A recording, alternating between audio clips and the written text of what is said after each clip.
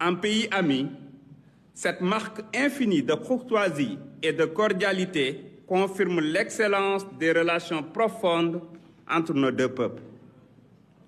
Ces liens solides, tissés à l'aube des indépendances, se sont consolidés à travers l'intégration de nos deux peuples qui, au-delà de leur appartenance commune à l'espace ouest-africain, sont attachés aux idéaux de la paix et de la solidarité.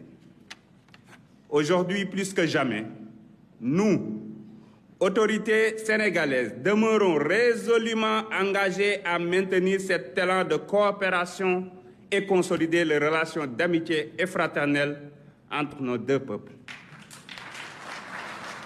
Du reste, cette volonté politique a déjà été exprimée puis concrétisée par la visite effectuée ici à Abidjan au tout début de son mandat par le président de la République du Sénégal, son Excellence Bassirou Diomaye Diakhar Faye, dont la vision panafricaniste constitue un axe majeur de la politique étrangère du Sénégal.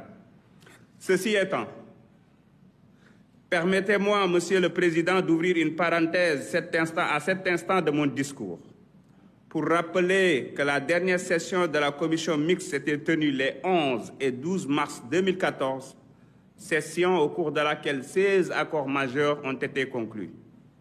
Cette osmose témoigne de la longue tradition de relations étroites entre nos deux républiques sœurs, tradition que le président du Sénégal était venu vivifier lors de sa dernière visite à Abidjan le 7 mai 2024. Une visite couronnée par la suite d'un renforcement du cadre juridique de coopération enrichi de 37 accords. Ce fut une visite mémorable au cours de laquelle il avait particulièrement magnifié les liens historiques qui unissent nos deux peuples et dont les premiers jalons ont été posés par nos pères fondateurs, feu les présidents Félix Houphouët-Boigny et Léopold Sédar Senghor. Que cette flamme ardente continue de briller et soit perpétuée au-delà des générations futures, car nous partageons véritablement une unité de destin.